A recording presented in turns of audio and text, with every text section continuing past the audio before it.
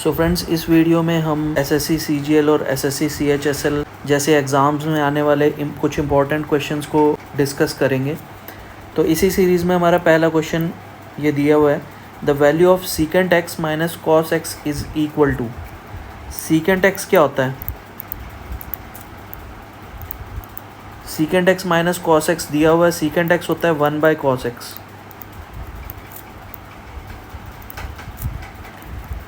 यहाँ से एलसीएम लेंगे, ये आएगा 1 minus cos square x divide by cos x. 1 minus cos square x होता है साइन स्क्वायर एक्स। सो ये आएगा sine square x by cos x. अब इसको हम ऐसे लिख सकते हैं, sine x by cos x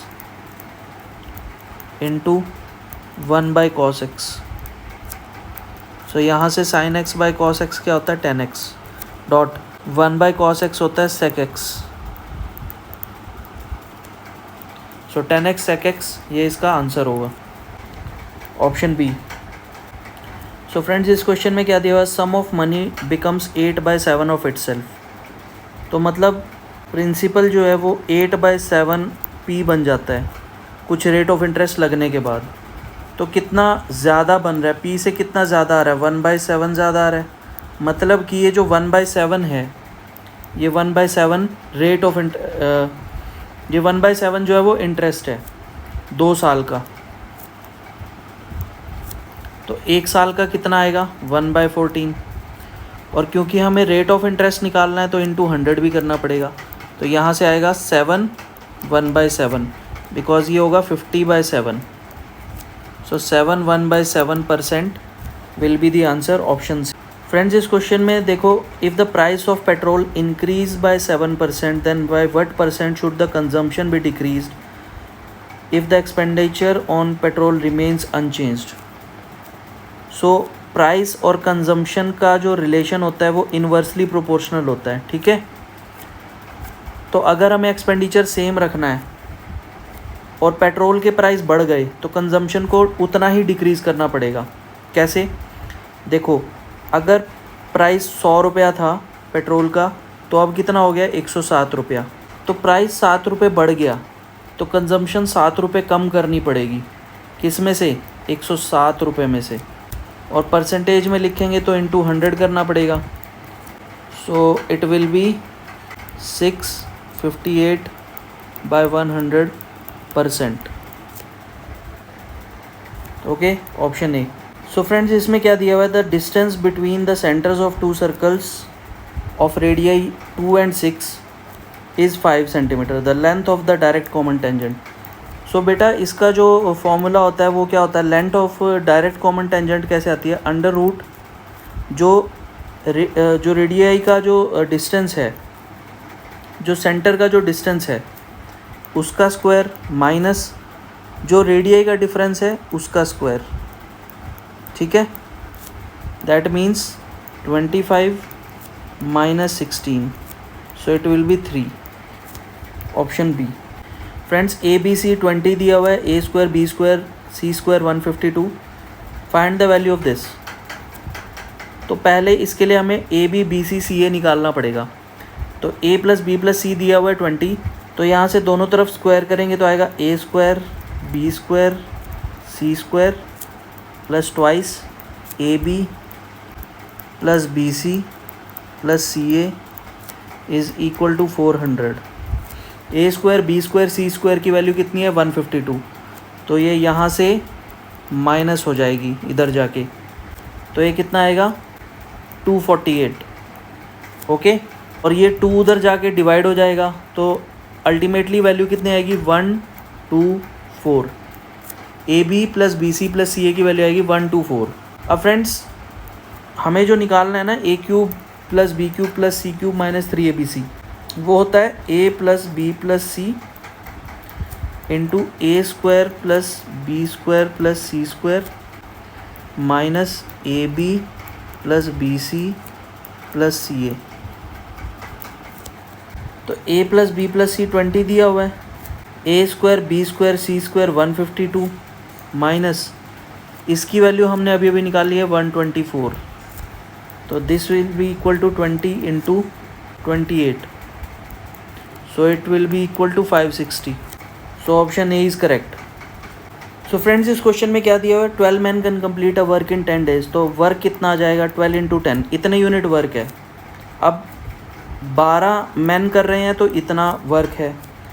how many more man required to complete the work in 6 days. अब यही वर्क 6 दिनों में करना है, तो यानी कि 20 मैन लगेंगे. तो कितने ज़्यादा लगेंगे, 12 तो ऑलरेडी काम कर रहे हैं, 8 एडिशनल मैन लगेंगे. तो ऑप्शन सी. फ्रेंड्स इस टाइप के क्वेश्चन में आंसर 2 ही आता है, क्योंकि क्या होता है कि x प्लस 1/x, x की वैल्यू 1 ही सेटिस्फाई करेगी इसको, बिकॉज 1 प्लस 1/1 इज़ 2. ठीक है, तो x की वैल्यू 1 ही आएगी. तो अगर x की वैल्यू 1 है तो पावर कुछ भी हो, x की पावर यहाँ पे दिया हुआ है ना 117, पावर कुछ भी हो 1 की, ये आंसर 2 ही आएगा. ठीक है, इसको मैं दूसरे तरीके से भी कर देता हूँ कि x आता क्यों है 1. देखो x क्यों आता है 1, x 1 क्यों आता है इसमें, x plus 1/x is equal to 2. तो x square plus 1 is equal to 2x, x square minus 2x plus 1 is equal to 0. यहाँ से आएगा x माइनस 1 का whole square is equal to 0, और x की वैल्यू कितनी आ जाएगी 1. तो x की वैल्यू 1 ही होती है ऐसे क्वेश्चंस में, सो इसलिए डायरेक्ट इसका आंसर होता है 2. ठीक है फ्रेंड्स, नेक्स्ट क्वेश्चन में देखो cos square 32 minus sine square 58 दिया हुआ है. क्या हम साइन 58 को cos 32 लिख सकते हैं? यस, बिकॉज साइन थीटा होता है cos 90 माइनस थीटा, तो इसको हम cos 32 लिख सकते हैं. और साइन स्क्वायर 58 को cos स्क्वायर 32 लिख सकते हैं. तो ये भी cos स्क्वायर 32 हो गया और ये भी cos स्क्वायर 32 हो गया, तो आंसर आएगा 0, ऑप्शन डी. फ्रेंड्स इस क्वेश्चन में 2 cot थीटा 5 दिया हुआ है, तो cot थीटा की वैल्यू कितनी आएगी, 5/2. तो इस एक्सप्रेशन की वैल्यू निकालनी है, तो साइन थीटा आप कॉमन ले लोगे ऊपर भी और नीचे भी. तो साइन थीटा कॉमन लेने के बाद ऊपर नीचे कैंसिल हो जाएगा, तो बचेगा 2 cot theta -1, 2 cot theta plus 1. ठीक है, तो अब cot थीटा की जब आप वैल्यू रखोगे 5/2, तो 2 से 2 कैंसिल हो जाएगा ऊपर भी और नीचे भी. तो ऊपर ये बचेगा 5 - 1, नीचे बचेगा 5 + 1, 4/6, दैट मीन्स 2/3, ऑप्शन डी. बेटा इस क्वेश्चन में सेक्टर का एरिया क्या होगा, जो एंगल दिया हुआ है divide by 360 into pi into radius का स्क्वायर. ये आ गया 6 पे चला गया, ये 7 से 7 पे चला गया, 2 3 2 11, so it is 77/3, option C. Friends इस क्वेश्चन में सैलरीज दी हुई हैं फादर मदर और डॉटर की 2:3:5, ये रेशो दी हुई है. What will be their ratio if the salary increase by 15%, 10% and 20%. तो 2 3 5 अगर दिया हुआ है तो हम डेसिमल हटाने के लिए, मतलब क्वेश्चन में हमारा डेसिमल ना आए, तो हम 20 30 50 भी मान सकते हैं सैलरीज़ को. अब इसका 15% क्या होगा, 3. ठीक है ना, इसका 15% होगा 3. इसका 10% क्या होगा, इसका भी 10% 3 होगा. ठीक है, और इसका 20% कितना होगा, 10. तो मतलब इनकी सैलरीज 3 3 और 10 से इंक्रीज़ हो गई. तो इंक्रीज़ होने के बाद जो रेशो आएगी वो आएगी 23:33:60. तो कौन सा ऑप्शन है, ऑप्शन बी. बेटा इस क्वेश्चन में देखो थर्ड प्रोपोर्शनल निकालना है, तो थर्ड प्रोपोर्शनल कैसे निकलता है, 25:35 इज़ टू 35:x. सो कैसे निकलेगा, 25/35 is equal to 35/x. 5 5 5 7 5 7 x is equal to 49, option B.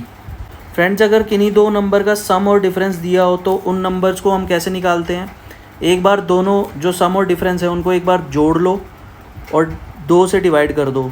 तो 98 और 28 को जोड़ेंगे तो बनेगा 126, और इससे डिवाइड कर दो 2 से, तो आएगा 63.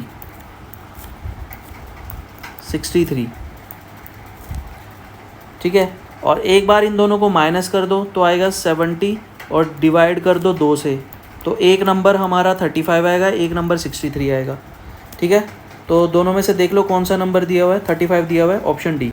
फ्रेंड्स क्वेश्चन में क्या दिया हुआ है, A can do a work in 4 days, B in 12 days। If they work together for 2 days then the fraction of work will be left is. देखो 2 दिन तक दोनों ने काम किया, तो अगर 4 दिन में ए पूरा काम कर लेता है तो 2 दिन में कितना करेगा, आधा काम तो ए करेगा।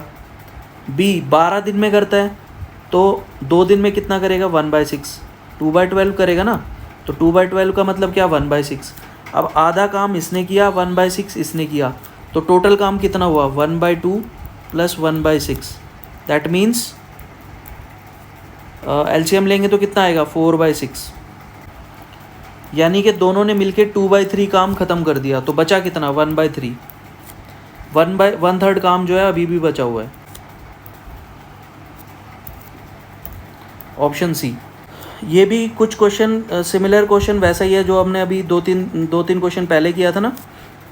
तो वैसे ही है कि जो सीट्स है वो दी हुई है 6, 4 और 7 का रेशो में, और वो इंक्रीज़ कर दिए हैं बाय 20, 40 एंड 60%। तो हम 6, 4, 7 की जगह 60, 40, 70 कर सकते हैं, क्योंकि रेशो तो अभी भी सेम ही रहेगी। तो 20% का मतलब 60 का 20% कितना हुआ, 12। इसको 12 से इंक्रीज़ किया। 40% इसका कितना हुआ, 16। इसको 16 से इंक्रीज़ किया। और इसका 60% 42, तो इसको 42 से इंक्रीज़ कर दिया। तो अब जो रेशो आएगी वो आएगी 72 and 56, 112।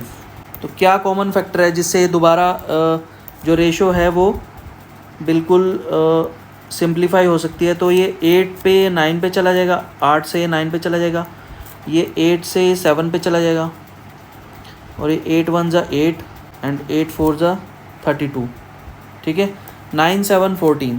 So option B is the correct answer. Question में दिया हुआ, a woman is 28 years older than her son, in 3 years her age will be twice of that of her son. Son की age अगर S है तो women की S plus 28 हो जाएगी। 3 साल बाद एस प्लस 31 और इसकी एस प्लस 3। अब क्वेश्चन क्या कह रहा है कि ये जो एज है ये इसका डबल हो जाएगी, तो एस की वैल्यू कितनी आएगी, 25। यही निकालना है हमें। So option D is correct. Friends अगले क्वेश्चन में क्या दिया हुआ है, Anil and Bipin can together complete a work in 15 days while Bipin can finish it in 20 days. In how many days Anil alone can finish it? Anil plus Bipin 15 दिन में, बिपिन अकेला करता है 20 दिन में। एलसीएम लेंगे तो ये कितना आएगा, 60। तो दोनों मिलके एक दिन में 4 यूनिट कर रहे हैं, और बिपिन अकेला कितना कर रहा है, एक दिन में 3 यूनिट। तो दोनों मिलके 4 यूनिट कर रहे हैं एक दिन में, बिपिन अकेला 3 यूनिट कर रहा है। तो अनिल कितना करेगा, 1 यूनिट, और 60 यूनिट काम है। तो अगर एक दिन में 1 यूनिट कर रहा है अनिल, तो 60 यूनिट कितने दिन में करेगा, 60 दिन में, ऑप्शन बी। फ्रेंड्स अगर एक ट्रायंगल है ए बी सी और उसके इंटरनल बाइसेक्टर्स हैं बी और सी के इंटरनल बाइसेक्टर जो हैं वो ओ पे मिलते हैं, ठीक है, तो और बी ए सी दिया हुआ है, तो वैल्यू बतानी है बी ओ सी की। तो ऐसे केसेस में बी ओ सी की जो डायरेक्ट वैल्यू आती है ना, बी ओ सी अगर पूछा है तो वो होता है 90 plus half of B A C. So 90 plus half of 72, 236 पे चला जाएगा, ये आ जाएगा 126। Answer is 126।